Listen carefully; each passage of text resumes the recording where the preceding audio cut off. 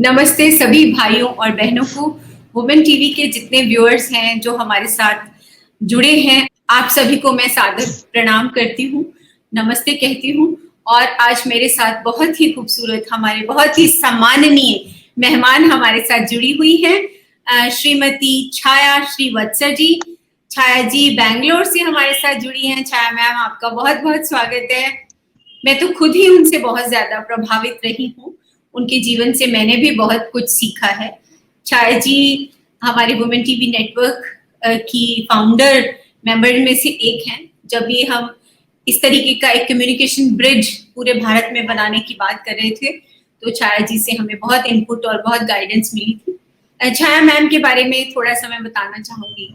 छाया ma'am को काफी सालों से मैं जानती हूँ। आप कॉर्पोरेट वुमेन हैं, आप एक मॉडल रही हैं, आप एक राइटर हैं, आप एक बहुत अच्छी ब्रॉडकास्टर हैं, रेडियो एंकर हैं।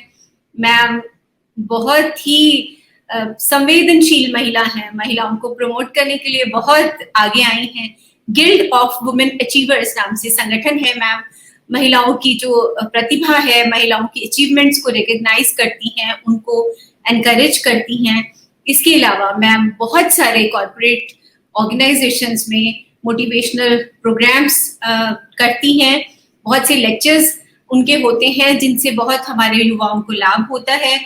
मैम बहुत सी कंपनीज में प्रिवेंशन ऑफ सेक्सुअल हैरेसमेंट जो कमेटी होती है, उसके लिए भी मैम चेयरपर्सन भी रहती हैं, और बहुत सारे केसेस में वो अपनी राय भी रखती हैं, और बहुत कुछ मैम ने किया है। और ताउम्र एक व्यक्ति जो एक्टिव रहता है, और वो ना केवल अपने लिए बल्कि वो दूसरों के लिए भी एक बहुत बड़ी प्रेरणा बन जाता है। तो छाया मैम, आपका बहुत स्वागत है। आपको पाकर के तो हम बिल्कुल ही धन्य हो गए जी। छाया मैम, आपके जीवन से हमने बहुत कुछ सीखा, बहुत कुछ मैंने आपको फॉलो किया। आप हर दिन फेसबुक पर अपना एक पोस्ट भी जारी करती रही, आपका साड़ी का कैंपेन भी चलता रहा, आपने मेमोरीज को भी संजोया, आप एक अच्छी जर्नलिस्ट रही हैं और मेहनती जर्नलिस्ट रही हैं। आपने हिस्ट्री को रिकॉर्ड किया है, बहुत अच्छे आर्टिकल्स आपने लिखे, समाज को अपनी कलम से भी आपने जागरूक किया है। और मैम अध्यात्म को भी मैम ने अपनाया है, वो जीवन का एक सुंदर दर्शन मैम अपने साथ रखती हैं। और मैम से पहला सवाल, मैम हमारे सदस्यों की, हमारे व्यूअर्स, हमारी बहनें हैं, उन सबकी जिज्ञासा है आपके बचपन के बारे में जानने की। क्योंकि आप बैंगलोर से हैं और आपका बचपन कहाँ बीता और आपकी जो प्रारंभिक शिक्षा है वो कहाँ हुई। जी मैम, थोड़ा सा आप अपने परिवार के बारे में बताएं। थोड़ा सा ओके। 1947 जी मैम मैं पैदा हुई। इंडिया से इंडिपेंडेंस से पहले फरवरी में पैदा हुई और अगस्त को इंडिपेंडेंस मिल गया। तो in a way I am not an independence child, उससे पहले मैं I was born okay. But कुछ गड़बड़ हो रही थी। मैं पैदा हुई सिकंदराबाद में बिकॉज मेरे मम्मी के पेरेंट्स वहीं थे। तो वहां से कुछ गड़बड़ हुई, वो जो रजाकर गलाटा हुआ था, तो इसलिए मेरे नाना जी ने मुझे मैसूर भेज दिया। मेरे दादा और दादी मैसूर में रहते थे। So I was just 4 months old when they sent me off to Mysore. जी ma'am. Grandmother brought me up. उसके बाद मुझे छोड़ा ही नहीं उसने। शादी तक उन्होंने ही मुझे पाला पोसा बड़ा किया एंड ऑल दैट। एंड मैं बहुत शुक्रगुजार हूँ बिकॉज वो तो बहुत एम्पावर्ड लेडी थी, और पढ़ी लिखी नहीं थी लेकिन बहुत कॉमन सेंस था उस। जी मैम। और उसने मेरे को पूरा भरा दिया मेरे दिमाग में कॉमन सेंस ओके। तो वहीं पे मैसूर के महाराजा की बेटी के साथ मैं प्राइवेट कंपेनियन होके पढ़ी मैसूर पैलेस में। वो कैसा हुआ वो अलग बात है, बट पहुंच गए वहां पे। मेरी तकदीर थी तो अच्छा था। तो वहीं पे मेरी स्कूलिंग हुआ, वेरी एक्सक्लूसिव स्कूलिंग हुआ बिकॉज मैं प्रिंसेस के साथ पढ़ी। और उसके बाद कॉलेज, उसके बाद शादी, उसके बाद 2 बच्चे जी मैम। एक औरत का जी जो मैम। कहानी होती है, ऐसी थी मेरी कहानी, कुछ खास नहीं था। जी। I married a naval officer जो मेरे से उम्र में थोड़े बड़े थे, लेकिन जी मेरे मैम। पापा को लगा, it was an arrange marriage, मेरे पापा को लगा कि तुम्हारी जैसी औरत को थोड़ा सा मेच्योर आदमी का सहारा चाहिए। तो मैंने कहा ठीक है पापा, जो आपकी मर्जी।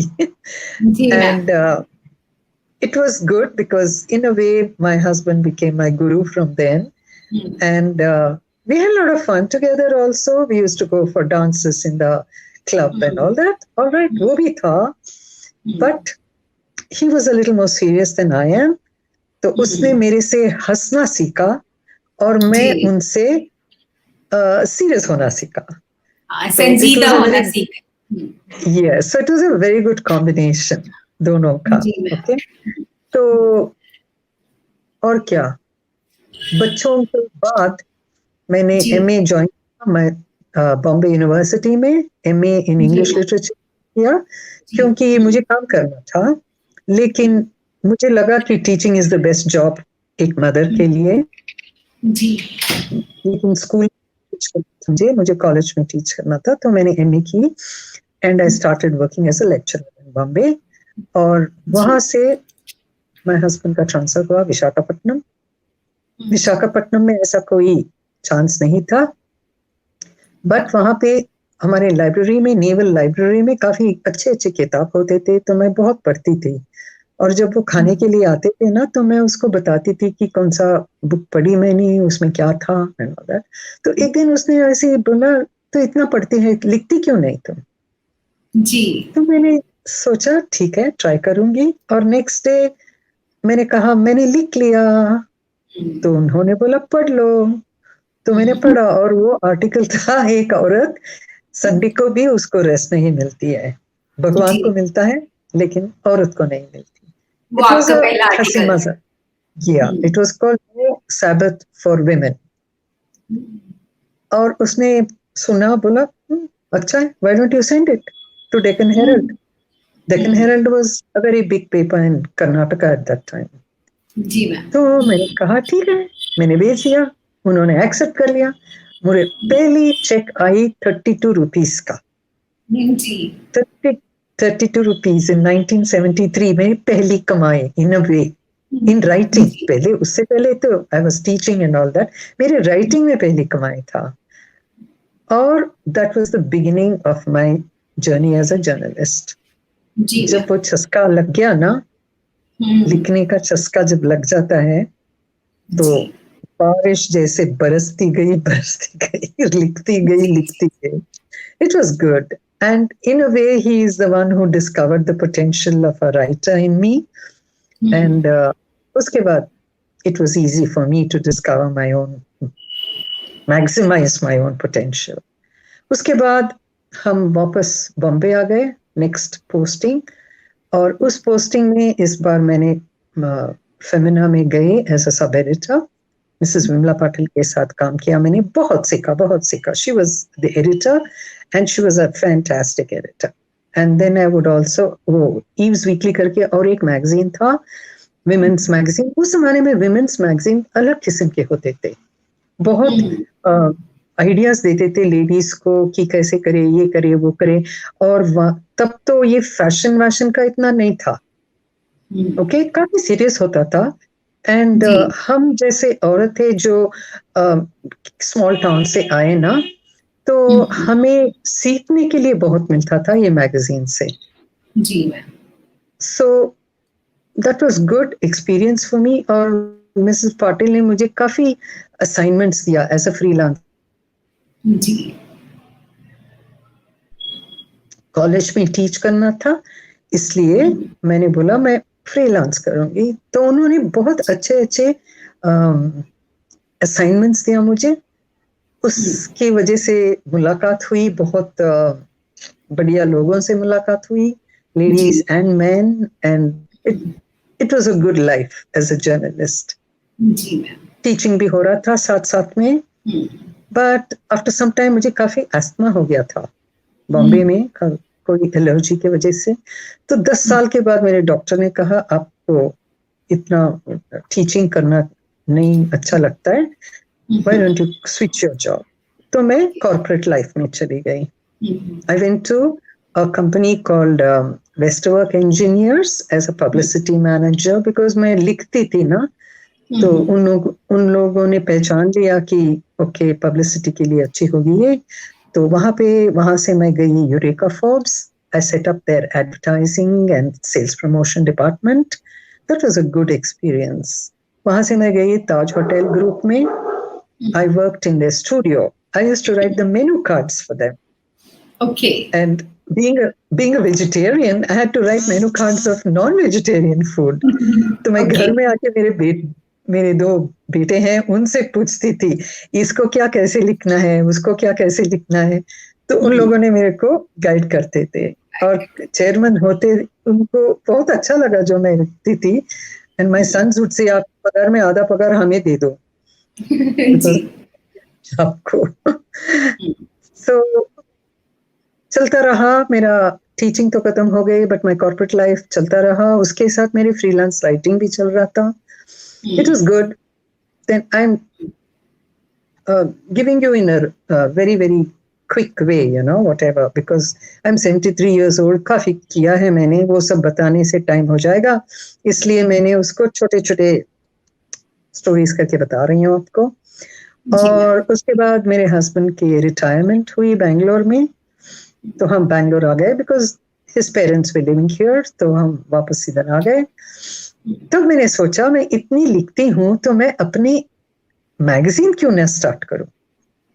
तो मैंने मैगजीन सिटी मैगजीन स्टार्ट किया called blossom city, because Bangalore में बहुत होते हैं ना, तो ब्लॉसम सिटी करके मैंने 1988 में शुरू किया। It was a big hit but lost lot of money, because लिखने में अलग बात है, पब्लिश करना बिजनेस होता है, लिखना बिजनेस। मुझे बिजनेस की कोई आइडिया नहीं थी। तो तब तक मेरा सेकंड सन, छोटा बेटा, वो मैसूर से जर्नलिज्म ग्रेजुएट होके आया था। तो मैंने बोला तो देखो तुम चलाओ, younger generation will be better at it, तुम चलाओ और आई स्टेप आउट एंड कुछ करूंगी। तभी से HMT में एक एड आया था for a deputy general manager and chief of PR। मैंने अप्लाई किया, मेरे को चूज कर दिया उन लोगों ने, and I went off to HMT and give magazine. मेरा बेटा चला रहा था, अच्छा चल रहा था, और हमें बहुत इज्जत मिली ये मैगजीन के वजह से, बिकॉज हमारा जो जर्नलिज्म था बहुत रिस्पॉन्सिबल जर्नलिज्म था, सिटी के बारे में लिखते, एंड काफी जान पहचान भी हो गए, क्योंकि हम पुलिस के बारे में सब अच्छे लिखते थे।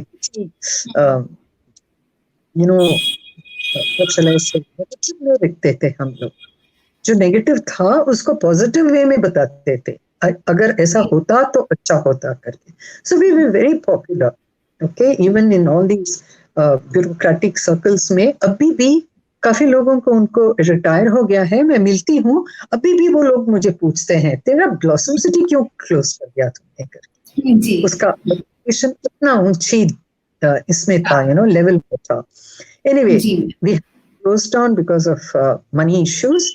Then my son went away to US to study, and I was HMT. वो बहुत what shall I say, very interesting experience था मेरी लाइफ में। मैं पहले भी काम किया था, लेकिन इस पब्लिक सेक्टर में काम करना अलग बात होती है।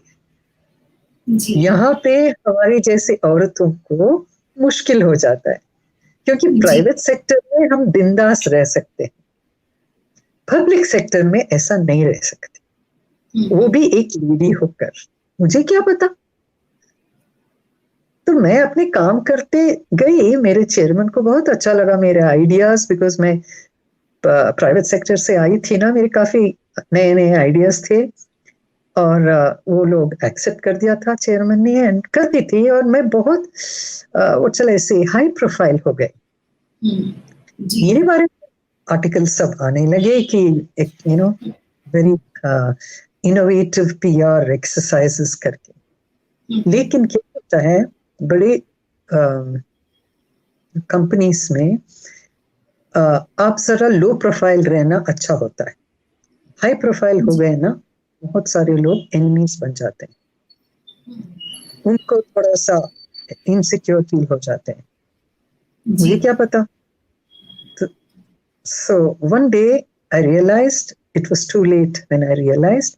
तब तक तो बहुत पानी सर तक चल गया था, मेरे ऊपर all kinds of charges sub level किया मेरे खिलाफ। मुझे ही नहीं पता था, अरे मैंने ये किया वो किया, ठीक है, मेरे को डिसमिस करके। छाया जी ने एक बहुत ही अच्छी पुस्तक पब्लिश हुई इनकी, कॉर्पोरेट द्रौपदी। कॉर्पोरेट द्रौपदी नाम से ही आपको सोचने पर मजबूर करती कि कॉर्पोरेट सेक्टर में द्रौपदी, तो उसके बारे में छाया जी हमें बताएंगी। छाया जी। यही ना, ये इंसिडेंट जो हुआ HMT में, उसके वजह से मैंने अपने आप को द्रौपदी समझी, क्योंकि वो जो किया वो लोगों ने मेरे खिलाफ, जो लोग काफी rumours and it was very very difficult. वो लोग सोचते थे कि बहुत क्या वेरी प्राउड लेडी है, ये चली जाएगी, हम ये सब करेंगे तो रिजाइन करके चली जाएगी। तो मैंने आके मेरे हस्बैंड से पूछा मैं क्या करूं, रिजाइन कर लूं? उन्होंने पूछा क्यों, तुमने क्या किया, रह जाओ, फेस करने के लिए आपको हिम्मत है तो रह जाओ, हम हैं आपके साथ। उसी टाइम पे ना मेरे को किरण बेदी से मुलाकात हुई।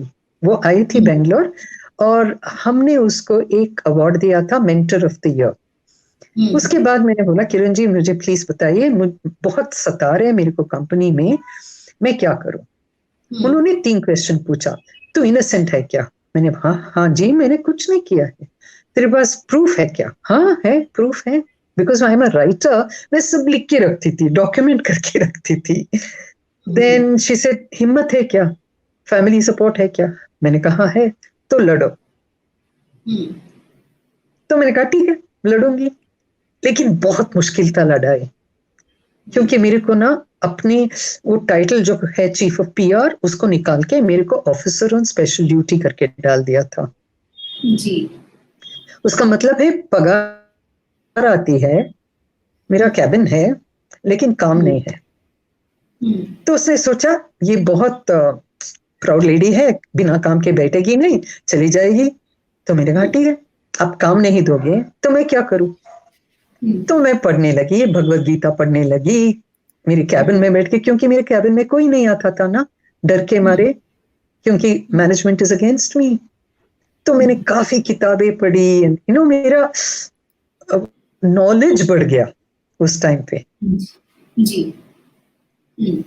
सो it was in a way very good for me. पगार तो आती थी, अच्छे अच्छे लवली कैबिन है, तो दोपहर को खाना खा के सो जाती थी कैबिन में, क्योंकि कोई आने वाले नहीं मेरे कैबिन में। See this is what they do. Public sector में क्या होता है, I have written all that in my book. Public sector में ऐसे मेरिट वाले लोगों को बढ़ावा नहीं देते। जी। देखो मेरे को पगार मिलता था, लेकिन काम नहीं लिया मेरा। नुकसान किसका हुआ? मेरा नहीं हुआ, कंपनी का हुआ ना। और मैं थी पब्लिक रिलेशंस पर्सन। जी मैम। लोग मुझे पहचानते थे, मेरे जानते थे। जी। तो बदनाम हुई कंपनी, मैं नहीं बदनाम हुई। उन्होंने मेरे खिलाफ पेपर में डाला भी कि सैक्ट फॉर फ्रॉड करके, लेकिन किसी ने माना नहीं उसको। सब लोग कहने लगे आप हिम्मत से रहो, कुछ नहीं होगा आपको, लेकिन काम जॉब तो गया ना मेरा। 96 में मैंने गिल्ड ऑफ विमेन अचीवर को लॉन्च किया। It is a family trust, but it is for development of women, not welfare of women, development of women. Mainly for working women मैंने शुरू किया कि आपको वर्क प्लेस हैरेसमेंट हो रहा है तो आप आइए, मैं आप लोगों को गाइडेंस दूंगी, क्योंकि मुझे हुआ है और मैंने झेला है उसको। So it became very popular. We are 25 years old now. तो इसके वजह से I am on the sexual harassment committee of ICC में, काफी कंपनीज में हूँ. Work place harassment, I am not talking about sexual harassment, वो अलग बात है जी. Women mistake the two. They should be very clear. They should read the POSH Act. उसमें लिखा है कि सेक्सुअल हैरेसमेंट क्या होती है. ये मिस्टेक कर लेते हैं कि वो जो वर्क प्लेस हैरेसमेंट होता है वो सेक्सुअल हैरेसमेंट. उसके बारे में मेरी ये है कि please make sure that you know the difference. And work place harassment के बारे में आप कुछ नहीं कर सकते हो. झेलना पड़ेगा या छोड़ना पड़ेगा जी मैम, या वो लोग आपको निकाल देंगे. जब औरत काम करने के लिए बाहर निकलती है ना घर से, ये सब झेलने की हिम्मत होना चाहिए. You should not expect special treatment they, I am a woman तो इसलिए ऐसा नहीं. We are all equal treatment होना चाहिए. नहीं है तो you have to demand equal treatment. But रोना धोना नहीं करना है जी. बिल्कुल मानोगे आप? बिल्कुल मानती हूँ मैम, बिल्कुल. And the higher you go ना, आप इसमें कॉर्पोरेट लैडर में चढ़ के ऊपर जाओगे ना, और भी ज्यादा करते हैं तब. ये सब it's all part of occupational hazard बोलते हैं ना इसको. It's all part of life. वो सब नहीं होना है तो घर में बैठ के चूल्हा, इससे आपका रिलेशनशिप करो. घर में रोटी बना के घर में बैठो. तो इस तरह से आपने जो कॉर्पोरेट द्रौपदी बुक है वो फिर आप अपने सारे इंसिडेंट्स आपने उसको रिकॉर्ड किए. बिल्कुल बिल्कुल सब किया है, ताकि ना मेरे इमेज जो होता है ना उसको मुझे ठीक करना था जी. क्योंकि मैं पब्लिक फिगर हूँ, मैं बात करती हूँ, पब्लिक फोरम में बात करती हूँ. वो सब नहीं बोलना चाहिए अरे ये औरत को निकाला दिया था जी. तो इस किताब में मैंने सब लिखा है. और एक्चुअली मैंने हाई कोर्ट में जाके मेरी केस खुद लड़ी. मैंने खुद लड़के मेरे केस का जीत लिया मैंने. All the charges way dropped and बोले कि ऐसा ये औरत ने कुछ नहीं किया. सुप्रीम कोर्ट में गई, लेकिन सुप्रीम कोर्ट में वो जज का नाम था श्री कृष्णा जी.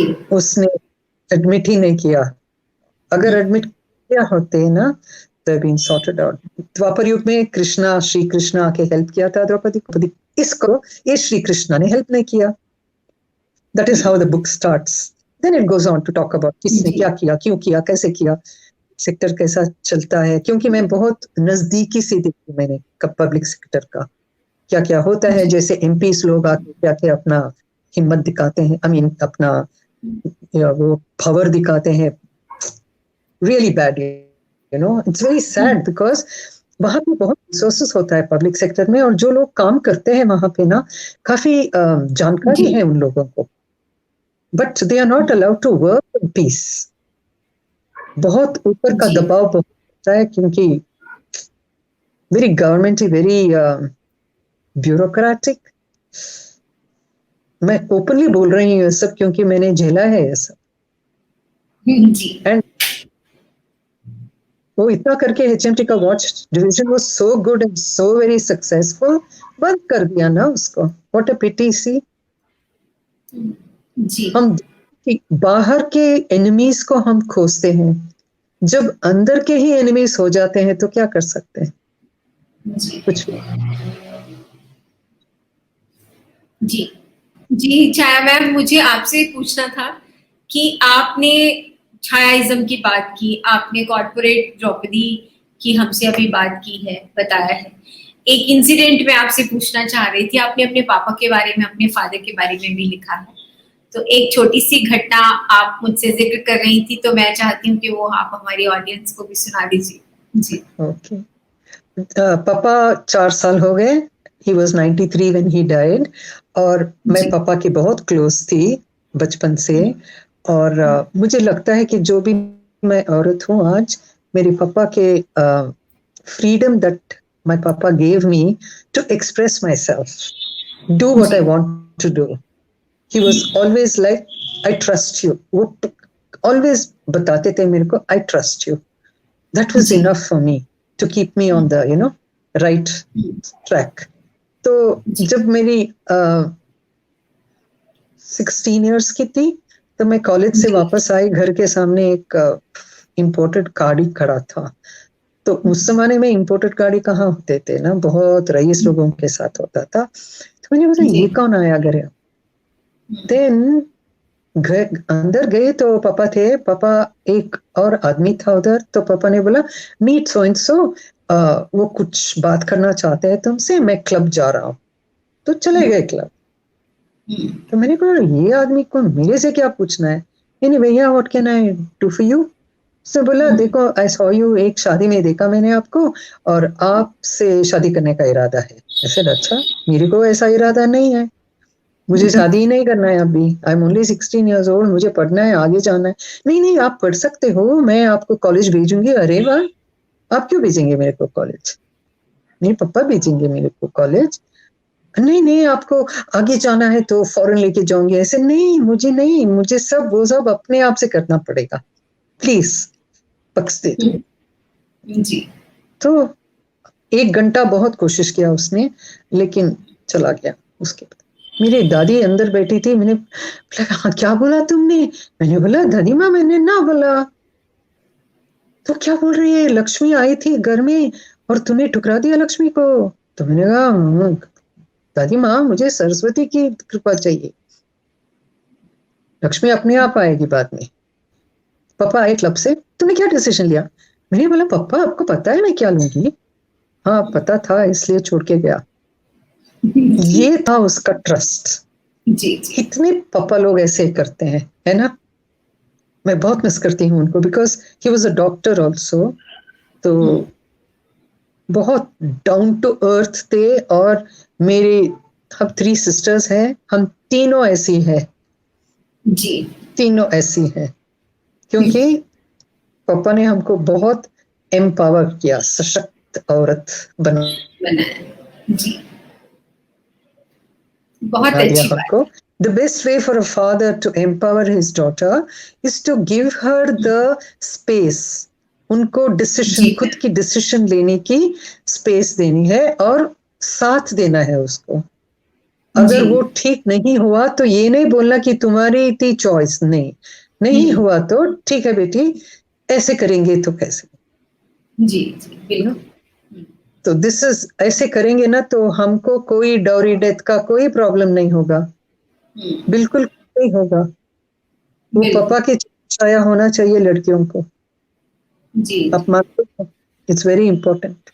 जी मैम, बिल्कुल। मैं तो हमेशा ये सोचती हूँ, अगर मेरी बात करें तो मैं तो ये हमेशा से कहती आई हूँ कि हमें कभी भी अपनी बेटी को भेजते हुए ये कभी नहीं कहना कि जाओ अब तुम्हारा इस घर से रास्ता खत्म हुआ या रिश्ता खत्म हुआ। आपने हमेशा बेटी को कहना है कि बेटा ये भी आपका घर है, वो भी आपका घर है। किसी वजह से यदि आप उस घर में अपने आप को नहीं ठीक समझती हैं, नहीं आप रह पाती हैं, तो इस घर के दरवाजे भी आपके लिए हमेशा खुले हैं, आपका भी ये घर उतना है। जब हम बेटियों को ऐसा कहना शुरू कर देंगे तो फिर एक कॉन्फिडेंस बिल्डिंग बेटियों में भी हो जाएगी। जब हम उनको विदा करते हुए ये बोलते हैं कि इस घर में वापस लौट के मत आना, इधर कभी मत देखना, आगे ही देखना जो है, मर कर ही आना, तो वो जीते जी अपना सूटकेस उठा के घर मत आ जाना, ऐसे ऐसे जब हम डायलॉग्स अपनी बेटियों को कह करके विदा करेंगे तो उनका कॉन्फिडेंस कहाँ जाएगा। और यदि बेटियां चलो कोई गलत फैसला हो भी जाता है तो गले तो हमको फिर भी लगाना है, क्योंकि बच्चा तो हमारा ही है।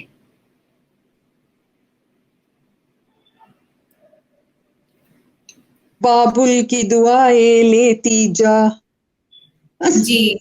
क्या क्या क्या सुखी संसार मिले, हाय हाय। Even the songs they make like that ना।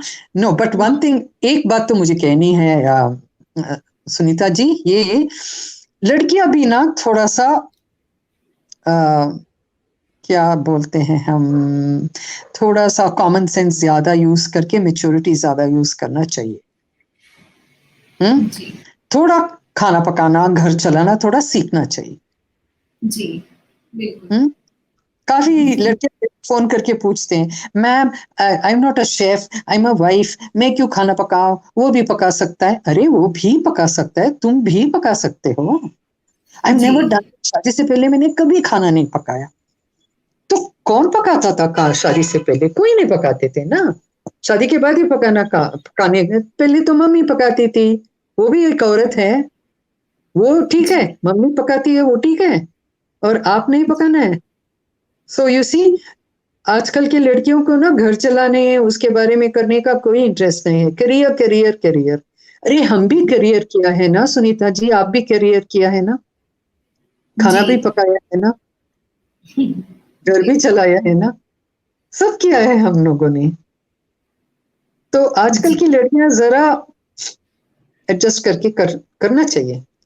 जी मैम, आजकल समाज बदल रहा है जी। लड़कों को आता है खाना पकाना, लड़के are very good at cooking and all that. जी दैट्स व्हाई आजकल शादी ढूंढने में बहुत मुश्किल हो रहा है लड़कियों को। Parents are finding very difficult उसकी लड़कियों को शादी करने का, और लड़कों को भी नहीं मिल रहा है। तो क्या हो रहा है, लड़कों को लड़की नहीं मिल रहा है, लड़कियों को लड़का नहीं मिल रहा है। 30 साल के 35 इयर्स का सब हो रहे हैं, शादी नहीं हो रहा है। मैं एक कॉन्फ्रेंस में गई थी न्यूयॉर्क में, ओके, तब it was a conference of Asian women, all Indian women working there, okay, all 30-35 years के थे, अच्छे अच्छे काम पे थे, बड़े बड़े कंपनीज में काम कर रहे थे, some 350 women were there। Indira Nooyi आके एड्रेस किया था उसके, वहीं पे मेरे को इंदिरा नूई से मुलाकात भी हुई थी। एनीवे, तब लंच के टाइम में मेरे से बात कर रहे थे, they said ma'am why don't you find a husband for us. सब nobody was married, okay। तो मैंने कहा अरे बाबा तुम लोग इतने पहुंचे हुए हो ना, मुश्किल होता है आपको घर हस्बैंड ढूंढना। तो उन्होंने बोला क्यों मैम, आप हो, आपका शादी हो गया है। तो मैंने कहा मैं तो फिनिश्ड प्रोडक्ट हूँ, मेरी शादी हुई जब मैंने रॉ मटेरियल थी। अगर मैं ऐसी होती ना मेरा शादी नहीं होता। ये सब शादी के बाद कुछ और था। आज के समय में तो बहुत अंतर है जी। हाँ नहीं, वो भी नहीं, मैं I wasn't a career woman when I got married, I was just an ordinary graduate, and you know, but I became a career woman after I got married। तो प्लीज डोंट थिंक कि marriage सब खत्म कर जाता है। Marriage could be beginning of something better. It depends on the kind, आपके जो partner मिलते हैं ना उसके ऊपर डिपेंड होता है।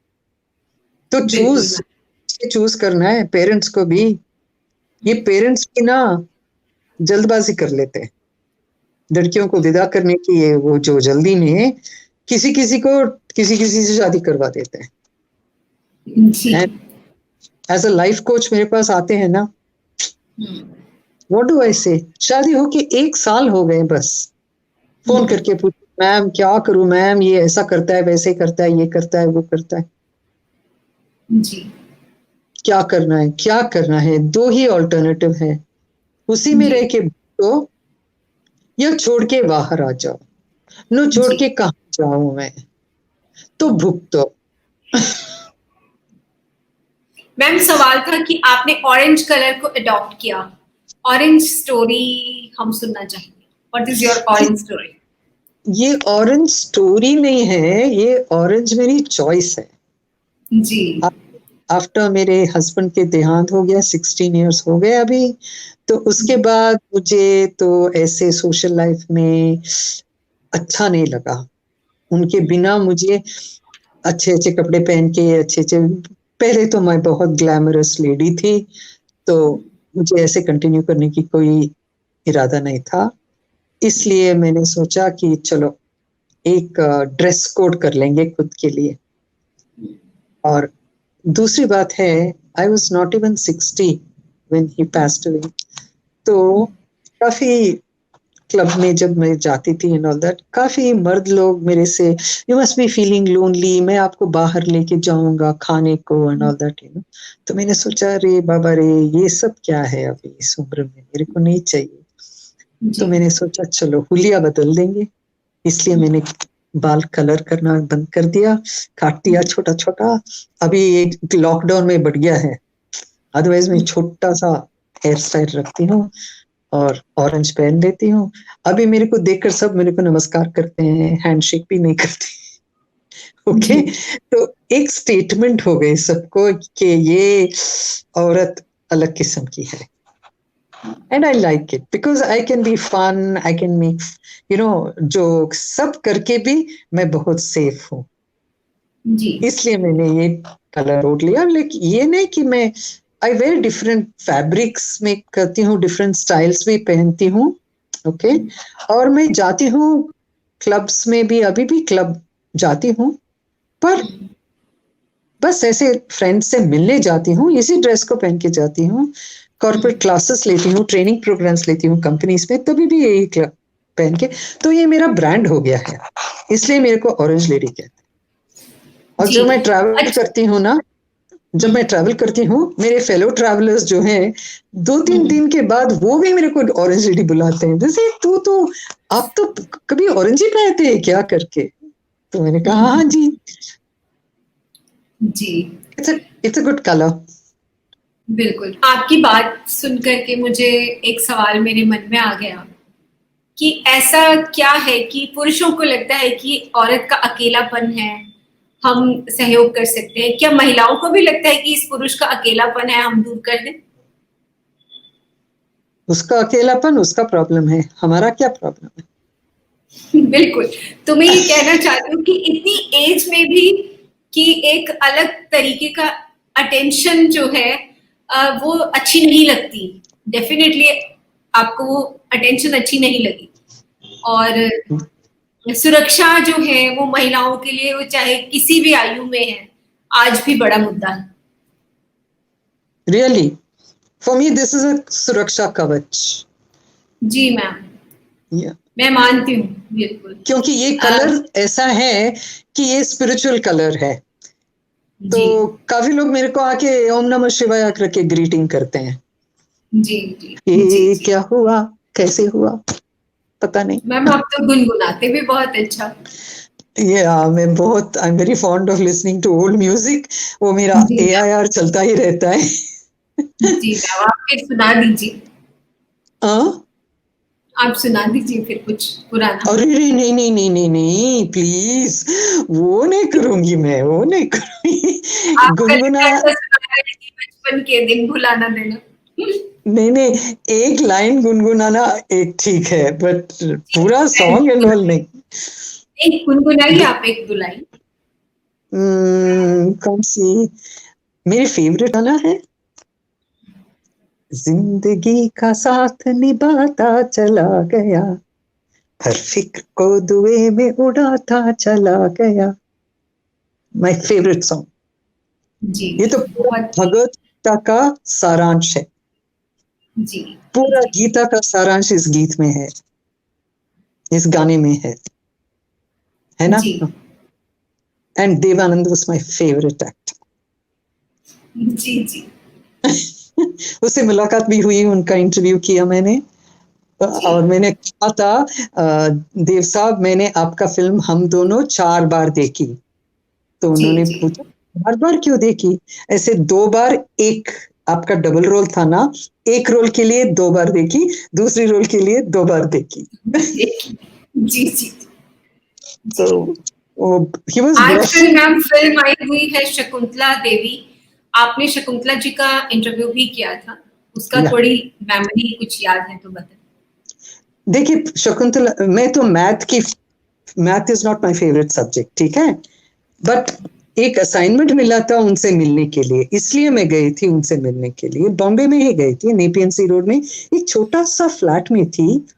और मुझे इतना इम्प्रेस नहीं हुआ क्योंकि मुझे मैथ में इंटरेस्ट ही नहीं था। जी जी। क्वेश्चन पूछना था, मैंने पूछ लिया, उसने आंसर किया था, हो गया। तो ठीक है, बात करने लगे और दोस्ती बढ़ी। और जब वो बैंगलोर आई, साल कपल ऑफ इयर्स लेटर, मेरे को फोन भी किया, मैंने जाके उससे मिला भी। और उसने पूछा मेरे को एक सेक्रेटरी चाहिए, किसी को आप रेकमेंड करोगे क्या करके ना। तो मैंने कोशिश की लेकिन एक दो लेडीज को मैंने भेजा था, वो सब आके मेरे को बोला बाप रे उनसे नहीं करना है हमें काम, उनका इंप्रेशन अच्छा नहीं हुआ उनसे somehow you know। तो ठीक है, बट नॉट जी मच। मुझ ठीक है। एक पर्सन जो मैंने किया इंटरव्यू, बहुत मुझे इम्प्रेस हुआ उनसे, was guess, wild guess no करो। राज कपूर, राज नो कपूर। मैम। अच्छा, Raj Kapoor ji. Raj I was doing, एक सीरीज कर रही थी डेक्कन हेरल्ड के लिए, स्टार्स ऑफ यस्टरईयर करके, तो जी पुराने पुराने, बाकी सब लोगों का एक एक इंटरव्यू में हो जाता था। राज जी को तब उसने एडिट कर रहे थे प्रेम रोग, तो ये बहुत बिजी थे, तो आधा घंटे मेरे से बात करते थे, छाया जी आप कल आ जाइए दूसरी एक स्टूडियो में। तो ऐसे एक आर्टिकल के लिए 4-5 बार जाना पड़ा मुझे, तब तक हमारी जी दोस्ती बन गई। ओके। और एक दिन मेरे को फोन किया उन्होंने, फोन करके आपको गाने का रिकॉर्डिंग सुनना है? तो मैंने कहा हाँ जी। मुझे बुलाया तारदेव में, एक छोटा सा रिकॉर्डिंग स्टूडियो, वो कर रहे थे सुन साहिबा सुन प्यार जी की धुन, वो गाना हो रहा था लता जी से। आपको और सुनाया फिर उन्होंने? नहीं, शी वाज सिंगिंग, वो रिकॉर्डिंग हो रहा था, अच्छा छोटा ठीक सा है। रिकॉर्डिंग स्टूडियो वो थी वहां पे। इधर रविंद्र जैन साहब बैठे थे वो करोजल के जी पास, जी उसके बाद राज जी बैठे थे, और उसके बाजू में मैं चिपक के, क्योंकि बहुत छोटा सा स्टूडियो था, स्टूडियो चिपक के जी बैठी थी। ओके। जी एक टेक में दीदी ने कर दिया, एक टेक बस, वो पूरा गाना एक टेक में कर दिया। ओके, और चली गई। तो मैंने पूछा राज जी से किसके ऊपर आएगा ये गाना, कौन हीरोइन? मैं बोला ढूंढ रहा हूँ, हीरोइन अभी तक नहीं मिली। तो मैंने पूछा आपको हीरोइन की माँ का भी ढूंढ रहे होंगे ना? तो, ठीक है। तो मुझसे देखे क्यों, बनना है क्या आपको? करके बस ऐसे बोली मैंने, और भूल गए। 2 महीने के बाद मेरे को एक फोन कॉल आया मॉस्को से। तब तक तो एसटीडी सब नहीं था ना, ट्रंक कॉल आते थे तब। जी जी तो मैडम आपको, आपका ट्रंक कॉल है मॉस्को से। जी तो मैंने पूछा अरे बाबा मॉस्को से कौन करेगा मेरे को फोन? राजी के मतलब, राजी बोला छाया जी मेरा न्यू कैमरा आ रहा है बॉम्बे। राजी ने कहा छाया जी आप जाइए आरके स्टूडियो, कल आपका स्क्रीन टेस्ट होगा, जी हमारे नया कैमरा आ रहा है, you are going to be the first one where we are going to inaugurate that camera. I was like my god क्या चांस है ये। मैं दौड़ी, भाग दौड़ कर गई, मेरा बेटा भी आया मेरे साथ में, शाम को जाना पड़ा हमको आरके स्टूडियो, और वहां पे सब तैयार था, साड़ी वाड़ी सब रखे थे। कौन सा साड़ी तनुजा ने पहनी थी, वो प्रेम रोग में वो शादी के दिन पहनी थी, वो साड़ी रखा था, और गहने। मैंने इतना ड्रेस कभी नहीं किया लाइफ में। जी टेलर भी था, वो थोड़ा सा ब्लाउज लूज था, उसको टाइट किया टेलर ने, मेकअप किया मेरे को। मैंने देखी शक्ल मेरी वो आईने में, ये कौन है ये औरत कर, ओके। देन सीढ़ी से निकल के नीचे आना, और बेटा बहुत पतला हो गया तुम करके बोलना मुझे, बस उसका कैमरा इनॉग्रेट हुआ, वो नारियल फोड़े उसके नीचे। I was the one who inaugurated his camera which came from Moscow. मेरे को रोल नहीं मिला, जी गीता काक ने किया था वो रोल। ओके, सिद्धार्थ कार की बीवी ना, शी डिड द रोल। तो मैंने राजी से पूछा मुझे रोल क्यों नहीं दिया आपने? अरे तो अपने बेटे की माँ नहीं लगती है, मेरे बेटे की माँ कैसे लगोगे? तो स्क्रीन टेस्ट जी क्यों दिया मुझे? तेरी आंखों में चमक देखा उस दिन, जब तूने जी पूछा ना माँ का ढूंढ रहे हो, मैंने देखा वो चमक तेरे आंखों में। I wanted to give you that. देखो ऐसा आदमी थे वो। जी सैवी में एक आर्टिकल आया था, when a middle class housewife almost became an actress करके। they wrote this story about this. जी. वो है मेरे मैंने एक कॉफी टेबल बुक बनाया है जिसमें 6 अच्छे जो आर्टिकल्स मैंने लिखी थी ना उसका सब स्कैन करके वो कॉफी टेबल बनाए हैं मैंने. तो it's supposed to be one in the world like that. तो ठीक है, इतना मौका मिला है मुझे ये सब करने का. मैम मैं आपसे अंतिम सवाल लेती हूँ. जब आप पीछे मुड़ कर के देखते हैं अपनी जीवन को तो आपको क्या लगता है कि कौन सा जीवन का ऐसा पार्ट है जो रिवाइंड हो जाए और कौन सा ऐसा पार्ट है जो कभी ना आए? मुझे एक गाना आता है, मुड़ मुड़ के ना देख मुड़ मुड़ के. जी. मुड़ मुड़ के ना देख मुड़ मुड़ के. मैं कभी मुड़ मुड़ के देखती नहीं. जी. जब कुछ इंसिडेंट हुआ जी. वो हो गया. वो क्या बोलते हैं, रात गई बात गई कुछ बोलते हैं ना. जी. Isn't it? So I never look back. I never feel regret for anything. Nice. जो हुआ सो हुआ. Any very beautiful moment of your life? Most beautiful moment of my life when I married my husband. When I married him and वो पुजारी ने बोला हाथ पकड़ो तो पकड़ा, सबके सामने मेरे हाथ पकड़े ना. That was the most beautiful moment in my life. वो इसमें क्रिश्चियंस में होता है ना, now you may kiss the bride बोलते हैं. I do करके वो उंगली वो रिंग लगाने के बाद बोलते हैं ना, now you can kiss the bride करके. हमारे इसमें वो नहीं छोड़ते करने को. तो बोलते हैं हाँ पकड़ो हाथ. तो हाथ पकड़ा तो मैंने उससे आंखों में देखा, उसने मेरे आंखों में देखा and we looked at each other and said हम हस्बैंड वाइफ हो गए. That was the most beautiful moment in my life. जी. मैम आपसे बात करके बहुत अच्छा लगा. आपकी बहुत सी मेमोरीज, बहुत सी स्मृतियां, आपका बहुत सा अनुभव आज हमने अपने ऑडियंस के साथ शेयर कर रहे हैं आपके माध्यम से. उम्मीद करती हूँ सभी को ये एपिसोड पसंद आएगा. और मैम आप इतना समय आपने हमें दिया, हमारे साथ बनी रही, आपका बहुत बहुत धन्यवाद. जय हिंद. आपका धन्यवाद. Thank you.